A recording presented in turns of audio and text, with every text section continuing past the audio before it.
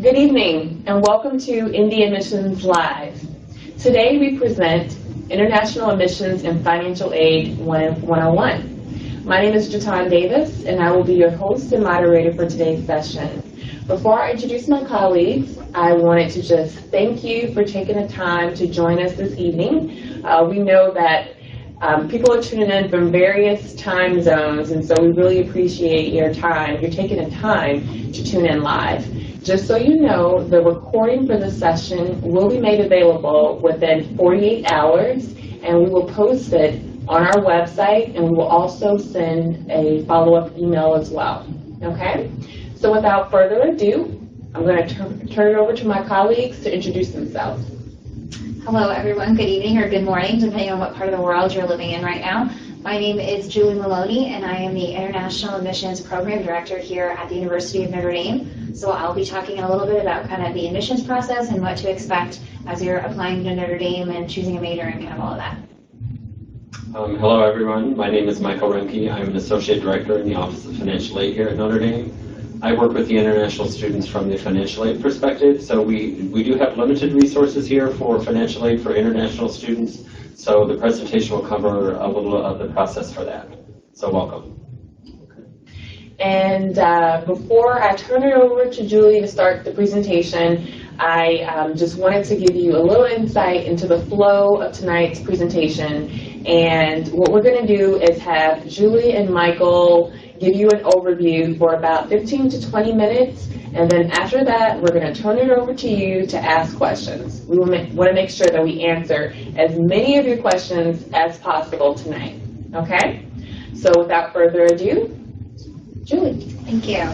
Okay, so first we're going to begin with a little bit about the admissions process to Notre Dame. So in terms of applying to the university, Notre Dame is a member of the Common Application. So your first step, you can switch. The first step would be to submit your Common App. The Common App became available starting August 1st, so it's available right now for you to go online and submit. Now, for those of you familiar with the Common Application, it's about 6 pages in length. You submit kind of personal information, list your extracurricular activities, and then you get to write a personal essay as part of the Common Application.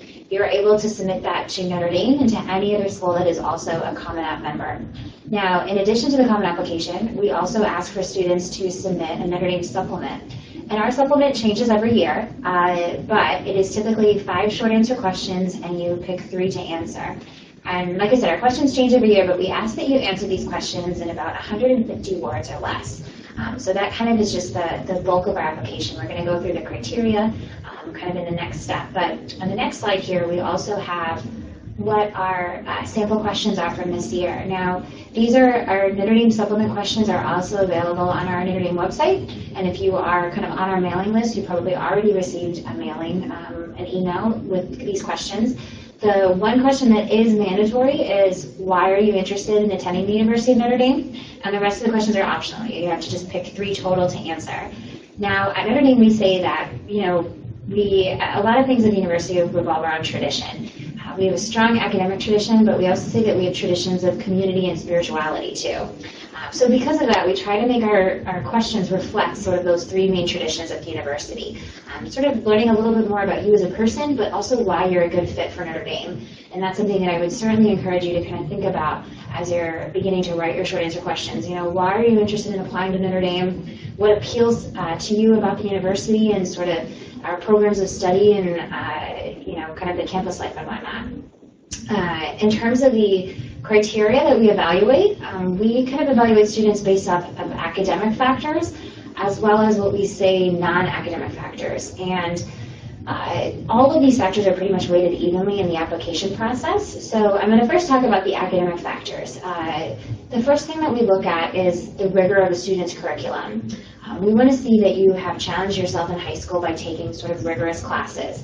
That's pretty common for us to see AP level classes or the IB, or kind of locally national known curriculums that we're also familiar with too. There's not a special curriculum that we're looking for, just because we have students from about 90 different countries at Notre Dame, so every country is going to have their own kind of sort of different curriculum. So from an evaluation standpoint, we're sort of just looking at you within the context of your high school. So after we look at your classes that you've chosen and the rigor of your curriculum, the second thing that we're going to look at is your transcript.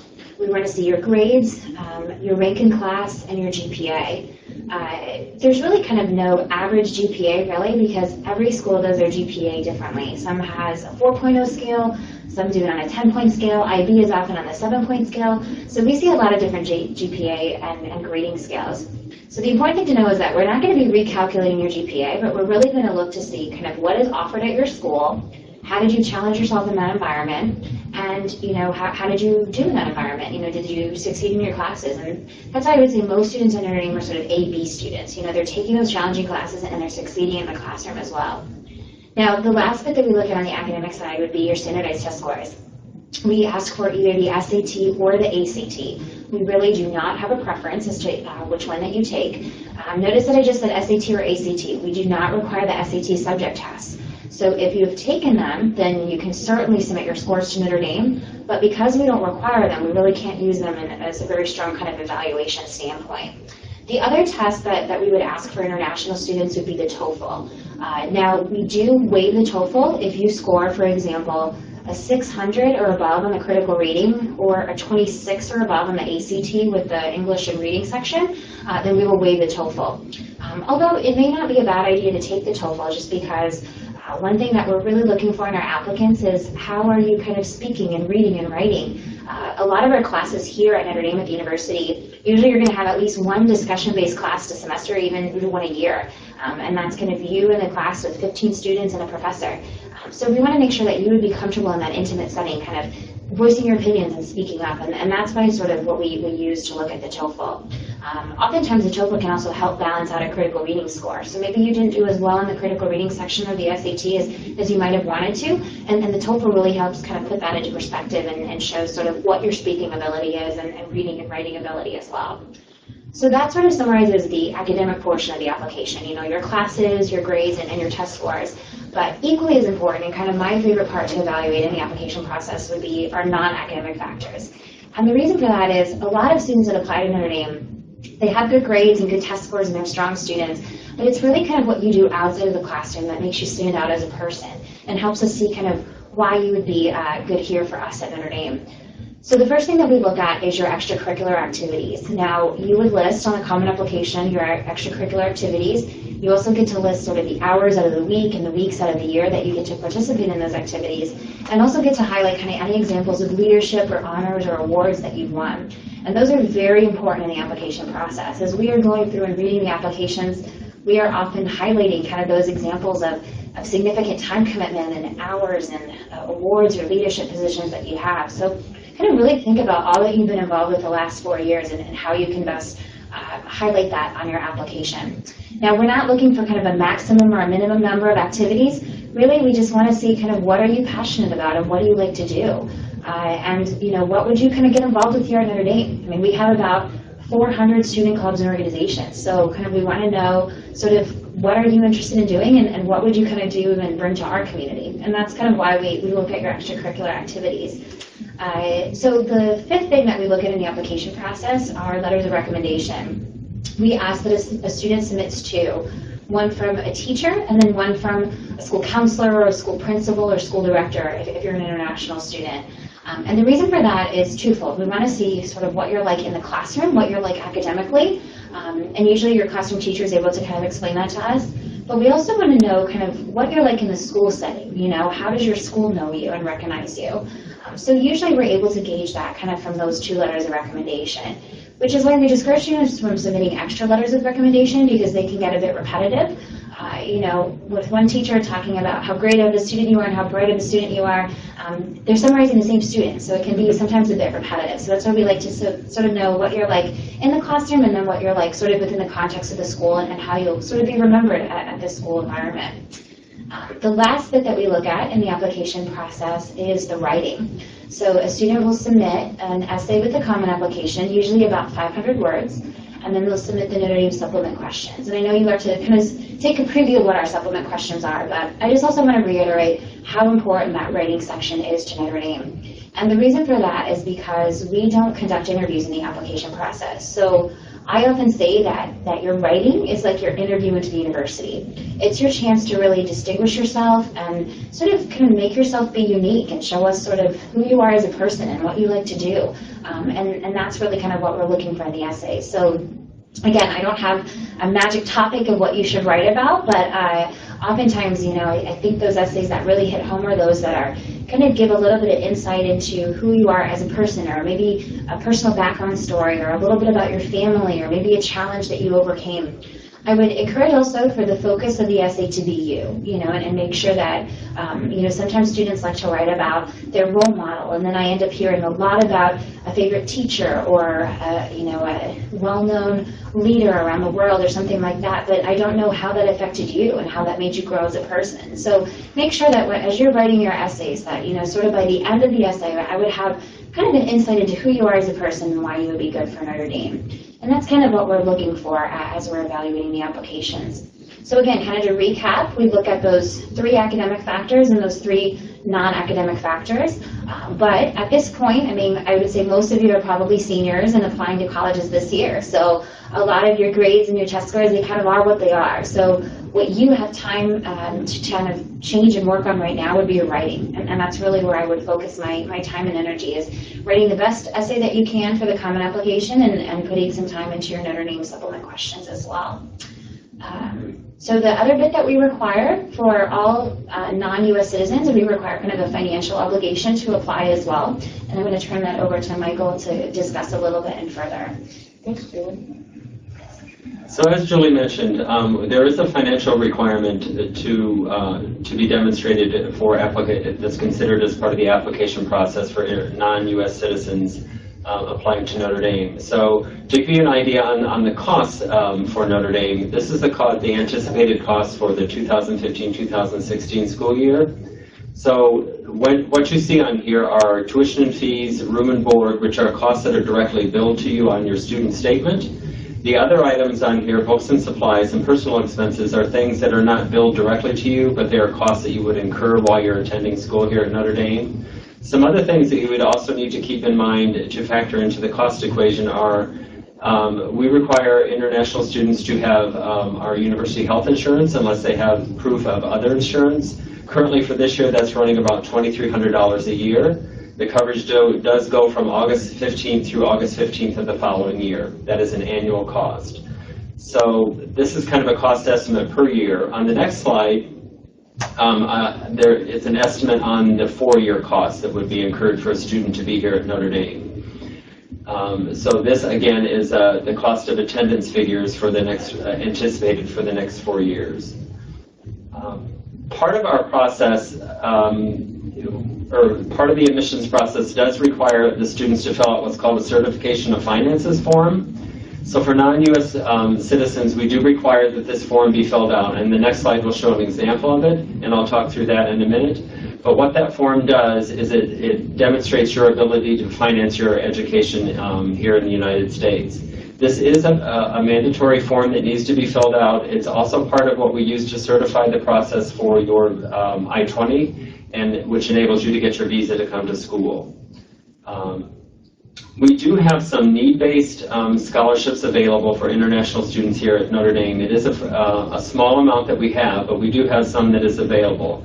So if students want to be considered for financial aid, they can still apply during we have the regular action and the early action process for admissions here at Notre Dame. But to be considered for a need-based financial aid at the university, you would be deferred into the regular action pool, which the decision will be made in March of this coming year, of the following, or in 2015 for the 15-16 school year. There is an availability of a merit program that's available to international students, so if you're interested in that, I would encourage you to check out the hesburghusco.org website. That goes through the application process and the qualifications for that particular merit program, which is also open to international students.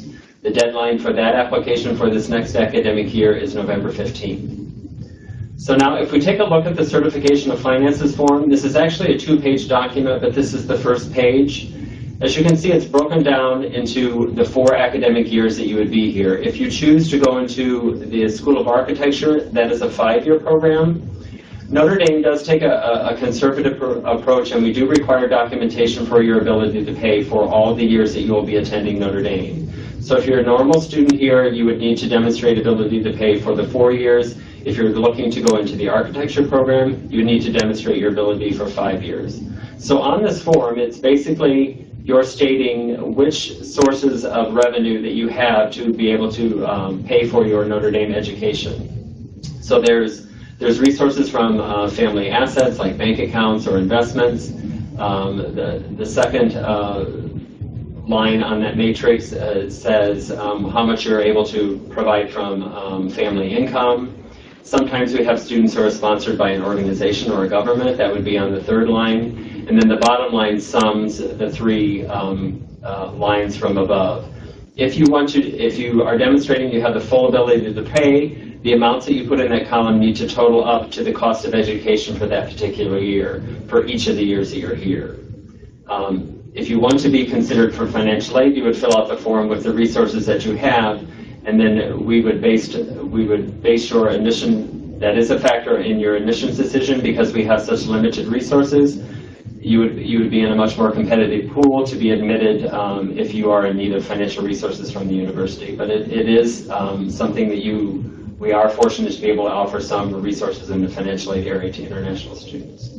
The reason we ask for all years to be documented that you have the ability to pay, it does simplify the I-20 and the visa process for students. It makes it a one-time process instead of an annual process. It also demonstrates to the university that the family does have the resources to support the student while they're here at Notre Dame. Great. Thanks so much, Mike. You're welcome. Well, I think we gave a very good overview. Now we have a few questions that have come in. And let's see, we have some about student life, but let's first go to the question from Chang. Can students turn to School of Architecture after admission if they apply for another major? So can students apply to the School of Architecture after admission if they apply for another major?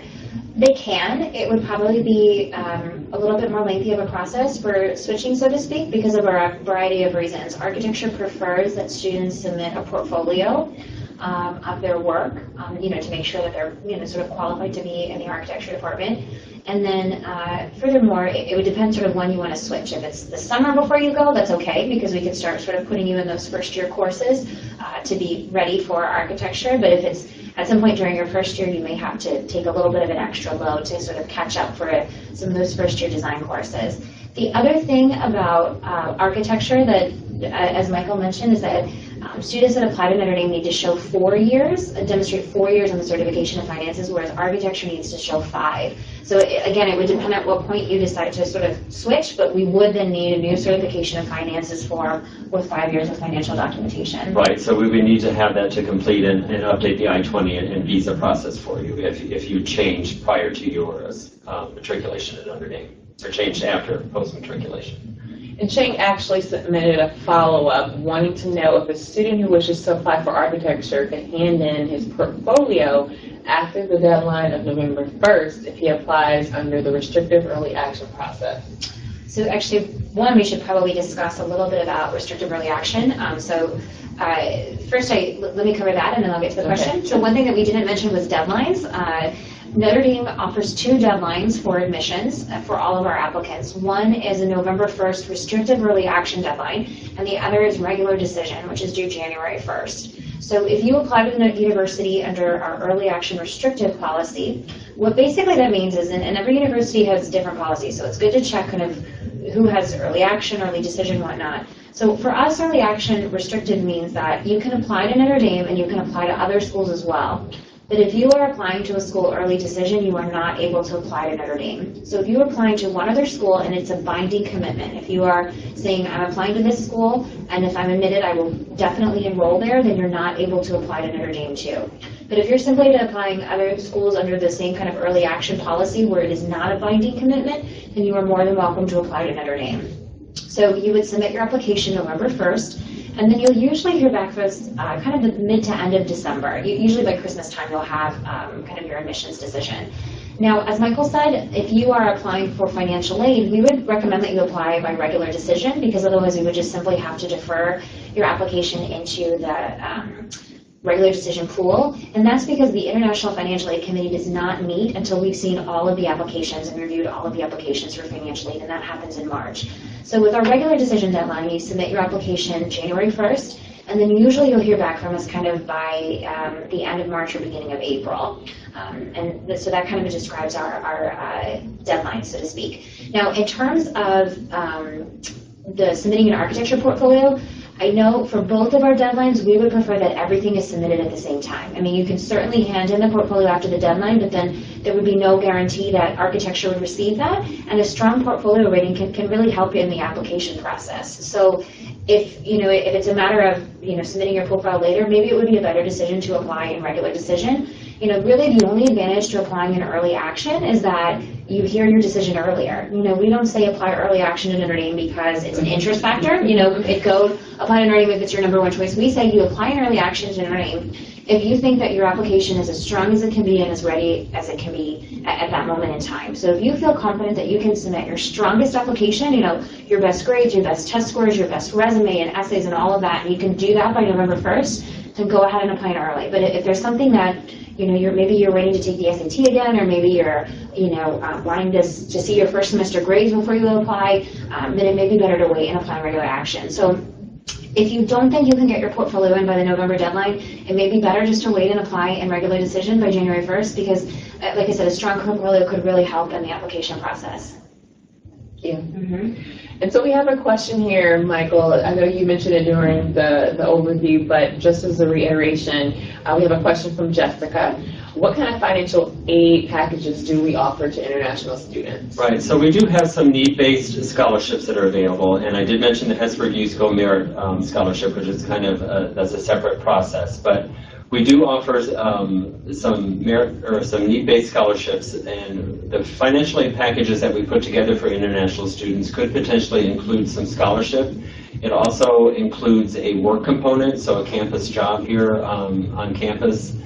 And then we also include a $7,000 a year international student loan. This is a loan that does not require a U.S. cosigner. It just requires some references, and we have an arrangement with a local financial institution where we're able to offer students a $7,000 loan each of their years they're here at Notre Dame. So a typical financial aid package for an international student would have an amount of scholarship in it, depending on the need of the student. It would also include a campus employment dollar amount. This year it's currently $2,700. And then it would also include that $7,000 international student loan. This is a loan that you would repay after graduation at Notre Dame, and there's a 6-month grace period prior to going into repayment on that loan. So one thing that Michael mentioned is the availability to work on campus, and international students are able to work on campus, it's almost recommended, sort of required if you're on a financial aid package, but we have so many work opportunities. You can work in the admissions office with Chatan and I, be a tour guide on campus. We also have a languages and cultures lab here on campus where students, because Notre Dame teaches about 20 different languages, so it's very common for our international students to work in one of the language labs, and you basically get paid to converse with someone studying your language who wants to just talk in your native tongue for an hour. So, those are kind of other things to think about, the student employment opportunities. And the employers on campus are obviously very flexible with the work hours that they offer as well, because they all of them understand that the first priority for you is to be a Notre Dame student. So they are very flexible with work hours when it comes to student employment. Absolutely. I had to let my students know today that I recognize your students first with midterms coming up, so we definitely know that. We have a question from Fiona from Hong Kong, and it's a follow-up to an early action deadline, and that's, do you require transcripts for the fall 2014? Good question. So we do need to know what classes you are enrolled in, so whether that's getting a formal transcript from the school or whether that's your school listing and you listing what classes you're taking on the common application. Either one of those is acceptable, because a lot of times students don't have grades until December after you would be receiving your admissions decision. So we would like a transcript, because we do need at least something official from the school to see what classes you are enrolled in at the current moment. Now, but recognizing that, a lot of students won't have official grades from their first semester of their senior year at that point. Okay. And so we have a couple of questions here actually about undecided or undeclared majors. How does that impact the admissions process?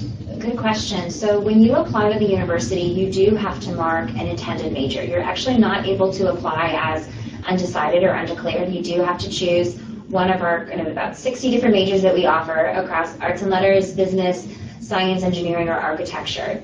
Now, for the most part, it's not easier or harder to get into one major or another, and if you're admitted to one major, it's not like you have to stay with that. The only exception is the Mendoza College of Business. So this year, we're implementing a new policy. As some of you may know, our Mendoza School of Business the last 5 years has been ranked #1 for undergraduate business. So we've had more and more students that are opting to enroll in Mendoza, at some point their freshman year or later on into their, student life here at Notre Dame. So this year we're going to be putting a cap on the amount of students that we're able to admit from Mendoza. So if you are marking down business as a major in your application, we're going to give you the option to list a second major that you would be interested in pursuing if you're not able to gain admission into business. So if you're applying to business, what that could mean is that you could receive a letter saying you are kind of pre-approved for one of these spots in the business school, or we could say, we cannot guarantee you a spot in the business school. However, if you're interested in changing your major, we would still like to have you on campus, and then you can perhaps try to transfer into Mendoza. And just the reason for that is because a lot of the different colleges and departments offer business minors or kind of double majors in business, or an MBA program as well. And less students are able to take advantage of those opportunities since the business school has been growing. So that's something to think about if you are looking to major in business, is that you will be asked to mark your first choice of major and your second choice if you're not able to get business. But knowing that if we like you enough and we think that you're a great fit for the university, we're still going to admit you, and we're still going to do our best to try to get you into the business school, whether that's for one of the pre-approved spots or if you're going to have to sort of change your major and work into another major as well. Thank you.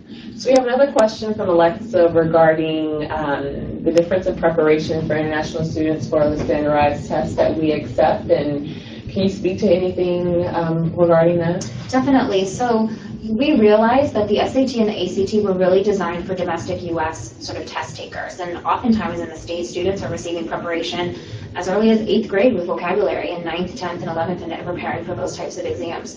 So we certainly take that into consideration, and we recognize that you're taking this in not your native language. So that's, again, where we sort of, the SAT is sort of 1 out of 6 parts of the application process that we're reviewing. So we're looking closely at your grades and your academic performance. If you can see that, we can see that you're a strong student in your school and that you've maintained a strong GPA and grades and everything, that certainly counts, because that's showing that you can do the work and you can come to Notre Dame and be successful.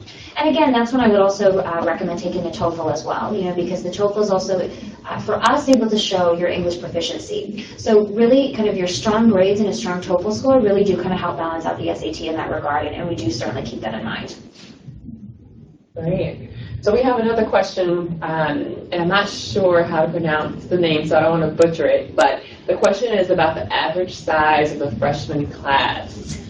So in terms of class sizes, I think there's kind of 2 ways you can interpret this question. We have about 2,000 students in each class at Notre Dame, so there's about 8,000 students total at the university, 8,500 almost, I think, now.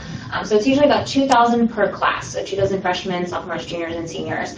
Now, in terms of class sizes, beyond that, I think it's like 75% of our classes have less than 30 students in them. So when you're a student at Notre Dame, we have classes that have, our discussion-based classes and have about 15 students and a professor. Our average class size is 27 students, and that's just kind of all across the board. We do have classes that have as many as 100 students in them, or perhaps 150, but keep in mind that those classes are typically taught 3 days a week. So twice a week it's taught sort of in the bigger lecture setting with the professor, and then once a week it's taught in sort of a small discussion-based class with the professor or a teacher's assistant. So you can sort of review your topics for the previous week and maybe take a quiz and look to the next week. I know when I was a student at Notre Dame, I took about 40-something classes here, and only 3 of them are that large lecture class. So you're really in control over your schedule and the size of the classes, and it could just be you want to take this class because you've heard great things about the professor, and maybe you prefer the smaller one. So, we do offer a variety of class sizes, too.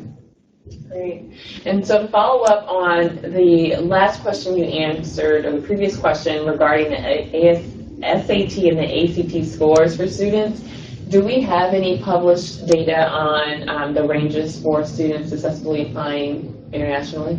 So we don't really publish kind of regionally sort of what our scores would be, but you know, in general, we sort of give our middle 50% of students. So the middle 50% of students this year scored with the ACT between a 32 and a 34 in the ACT. And then on the SAT, I believe that range was a 1400 to a 1520, and that's simply out of a 1600 point scale because we're only looking at the critical reading and the math.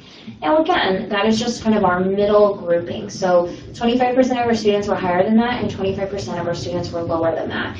And you know, I would say sort of what that might translate to is close to about a 700 on each part of the critical reading. And if you haven't achieved that high, then again, we're going to be paying for international students very close attention to your class performance and to your TOEFL scores as well. Great. And so we have a couple other questions about SAT subject tests. And I think you mentioned that, but we have a question about is it required for the engineering major? So we don't require any of the SAT subject tests. So no matter what major you are interested in pursuing, we only look at either your SAT or ACT and the TOEFL if you need to take the TOEFL. So we don't require any of them. And as I said, you can certainly submit your scores, but since we don't require them, we really can't use them for an evaluation basis. You know, it's purely supplementary in the application process. Thank you. That was the next question we had about that as well. And so we have a question from Chang, another one, which is, what do you think is the best part of the University of Notre Dame? I think we all have different reasons for that. Yeah. Do you want to go first, and then maybe I'll share mine? Yeah, I think some of the, if I had to say what are some of the best things at the University of Miami, I think it's the community. It's a wonderful campus that is a little bit self-contained, but you feel at home here immediately. It's a very welcoming environment, and I think just the variety of students that you're exposed to, the variety of academic disciplines, and the opportunities for research for students are phenomenal here. But I think that if I had to say one thing, I think it would be community. I would sort of agree with that. So I would say kind of my favorite part about Notre Dame is certainly the people, and I think that kind of stems from the sense of community too. We said, at the beginning when we were talking a little bit about Notre Dame, we said that, you know, we're known for our academic tradition, but also that sense of community and spirituality. And that's something that's different from a lot of the other sort of universities out there. And I think the reason for that is so many of our Notre Dame students live here on campus. It's about 80% of students live on campus in our dormitories. And our residence hall system is very unique and very different from a lot of other universities. We don't have sororities or fraternities. So we call ourselves the Notre Dame family. And while that may sound a little cheesy or it may seem a little kind of unknown, it really does make sense. I mean, we have it's about 300 Notre Dame clubs all around the world. So kind of no matter where you are in the world, there's probably a Notre Dame club near you that gets together for service projects and watching our Notre Dame football games. And I'd have to say that the people were certainly my favorite part about the university, and that was, at Notre Dame, you're definitely not a number. You will always be a name to the people that are here, whether that is your professors, whether that is the ladies in the dining hall who swipe your ID and your meal on your way in and grab your lunch or your dinner, to, you know, the people that are going to be living in the dorms with you and in that community. And I know for me personally, going to school so far from home it's a long journey, and you want to come to a school where you're going to feel at home and have that sense of community. And when students are here on campus, I know, you know, they probably miss home and whatnot, but you're just so happy and so welcome, and everybody is so friendly that I think that's something that sets Notre Dame apart. Great. And we have another question regarding the modes of travel that are accessible from campus. And so I'm not sure the specifics of the question, but I imagine that the student is asking, you know, what else do the students do outside of campus life? And well, it could be modes of travel in terms of airplane, like how do you get to campus, too. Okay. So we can cover a little bit of both. in terms of travel to the university, since many of you, you're all international, there's different ways. And most students, I would say, fly to Chicago. And then from Chicago, Notre Dame has shuttle buses that bring students to campus. And those run almost every hour on the hour from both of our airports in Chicago. So that's kind of, Notre Dame does have a small airport here in South Bend, Indiana, that's serviced by a few airlines. So some students will kind of fly somewhere in the States and then make a connection into Notre Dame. But I would say most are flying into Chicago. As for kind of getting around, really, campus is completely walkable, very pedestrian and bike friendly, so our students are always walking around and getting kind of from one place to another. If you want to get out in a sort of local town, Notre Dame students can ride our bus system for free using their student ID, and cabs are also very inexpensive. Since South Bend is somewhat of a smaller type town, it's very convenient to get around, very inexpensive, and very safe. You know, I mean, you're coming to a very safe community here. And there are also shuttles that take students to downtown venues from campus, and then just to the south end of campus, there's a smaller downtown area where there's some restaurants and some entertainment availability just within a short walking distance. Mm-hmm. We have a couple of questions here regarding how would a non-Catholic student feel at Notre Dame, knowing that Notre Dame is a Catholic university, very strong in the Catholic identity. Are we inclusive? Yes, that's an excellent question. So I would say that, you know, Notre Dame, when we were founded in 1842, it was by a group of French missionary priests with the Congregation of Holy Cross. And really, ever since our inception, the mission of Notre Dame is to educate the mind, the heart, and the spirit of all of our students. Another definition of Catholic means universal. You know, I mean, that's the literal definition of Catholic. And so I'd say that Notre Dame is universal in that we are open to students of all faiths and all faith backgrounds. You know, when you're walking around campus, I mean, you can certainly see from the picture here, I mean, there's crosses and there's a church and chapels on campus and whatnot, but it's nothing that's, you know, forced upon you. There's really no requirement for students to participate in any of the religious services or take any type of religious classes or whatnot. I would say there's, you know, it's really the spiritual nature of campus. And what I mean by that is I think there's sort of two ways that the spiritualness shines through. The first being academically. You know, in the classroom, you're not just challenged academically in the classroom, you're also challenged morally and you're challenged spiritually. You're really challenged to be a better person and to make a difference in the world. That no matter what you do after Notre Dame, you're doing it with sort of a strong moral compass and staying true to those values that you learned at Notre Dame. Notre Dame is one of the only business schools, for example, that requires students to take a business ethics class. You know, when I was a student at Notre Dame, I majored in international relations. And, you know, we wouldn't just study, okay, this government and this war and this government did this, but it was, you know, why did this government do this? What would have been more just for the people? You know, and kind of looking at things from that lens. I think another way that our spiritualness shines through is with the commitment to community service. I think it's like 85% of our students is a high amount participate in community service, and that's not a requirement of the university at all. It's just more Notre Dame students want to give back, and we have a lot of opportunities for students to do that. Sometimes that's volunteering here in the local community.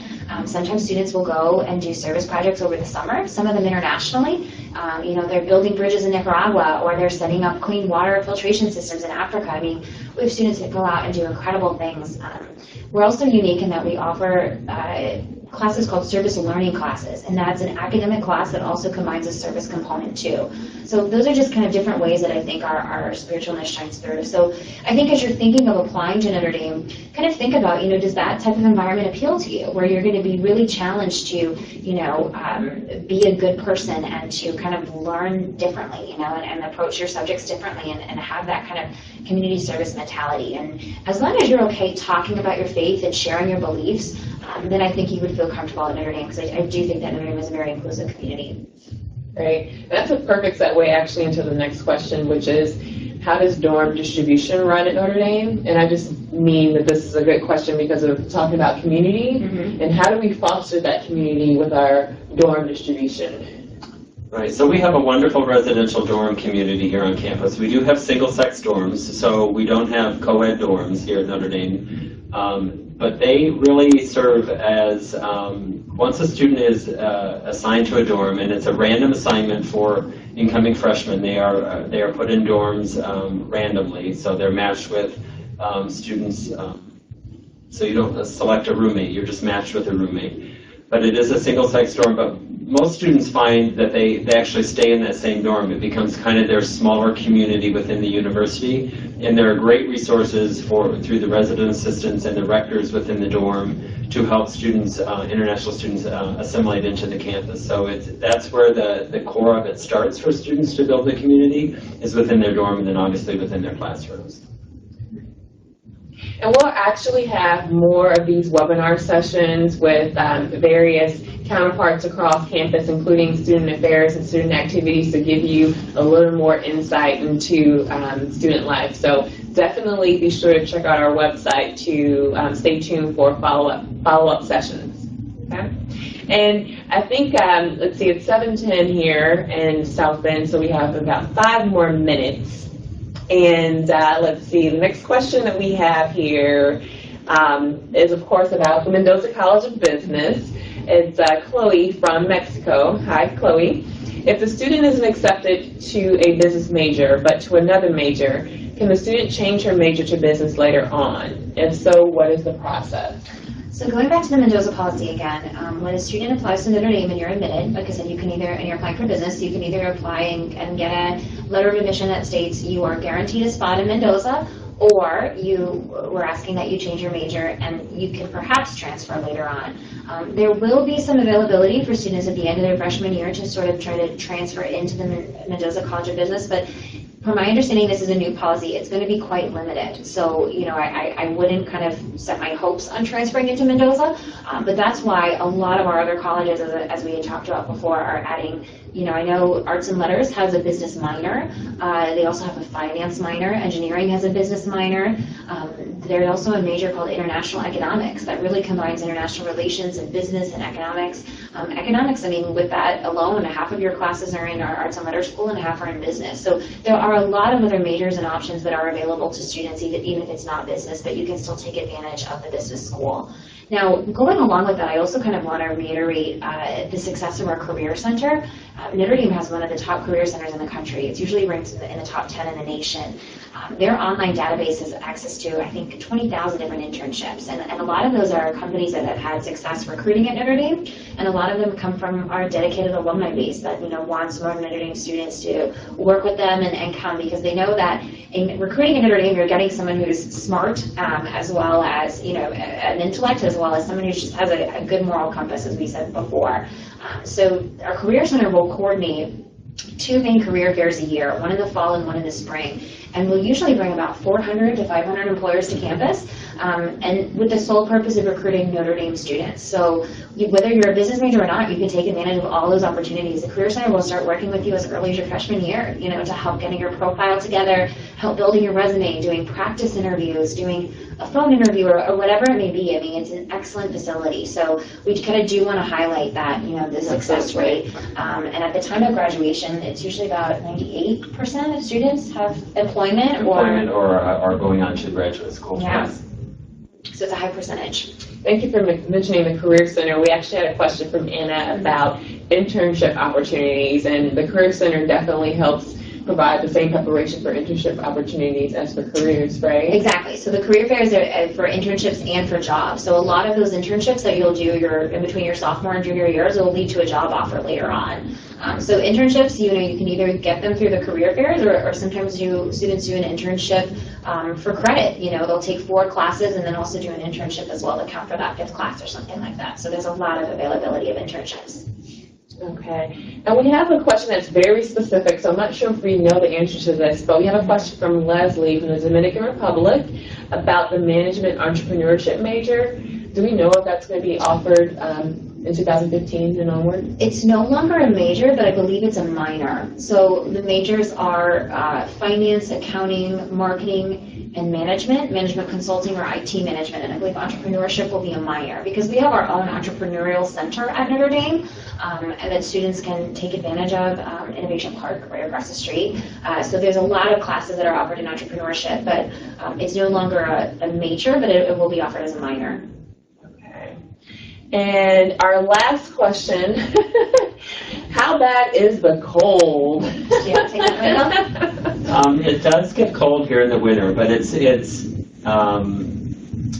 So depending on obviously which part of the world you're coming from, it could be an adjustment for you to deal with the cold. But it's just a different form of it. You'll need obviously heavier clothing and things like that. But it's not unmanageable. It's something that you can adjust to quickly. I'm not going to say that you're going to love it, but it's something that you can take back as an experience. There are also new experiences that you can do that you may not have the chance to, so cross-country skiing or ice skating or things like that that you can't do if you've never experienced a typical cold winter. So there are other opportunities even when it is cold to do things outside, and it's something, it's absolutely beautiful here on a winter day when the sun's coming up over a snow-covered campus and a crystal clear blue sky. So it's absolutely gorgeous, even though it's a little chilly. So it's still a good day. Yeah, Jatan and I grew up in warm climates. I'm originally from the state of Florida, so it's warm year-round in Florida. And, you know, it was an adjustment for me, but I think the two things that I really enjoyed was getting to experience the four seasons. Mm-hmm. You know, getting to see fall at Notre Dame is absolutely gorgeous. Every tree is a different color. There's yellows and golds and reds.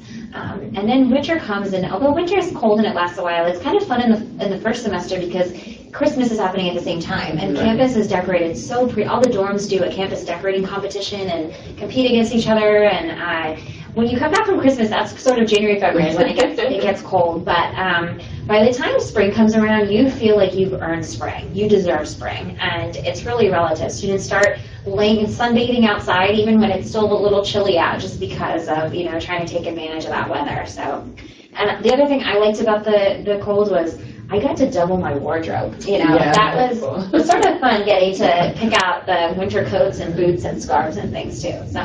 I'm willing to bet that the person that asked that question is from a very warm climate, and, you know, being from Georgia, which is, you know, it gets a little cold, but I convinced myself that at least I will have lived in the cold and I will know how it is. And you know what? I graduated in 2005, was gone for 8.5 years, and I'm back. So it's been a good experience, you know? And it's a couple months out of the year, and it's 4 years out of your life. Right. You can handle it. Yeah. It's doable. Yeah.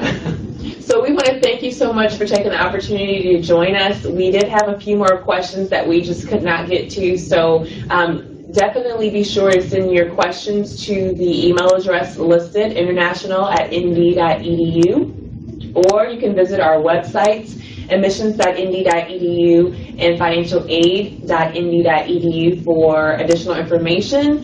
And we also want to invite you to get social with us. We are on social media now, so please join us on Facebook, Twitter, Tumblr, and Instagram. And actually, if you do so, you'll be able to see a lot of the photos from campus, and you'll get to go through the seasons with us over the next course of the year. Okay? So without further ado, we are going to sign off from South Bend. Take care. Thank you. Thank you.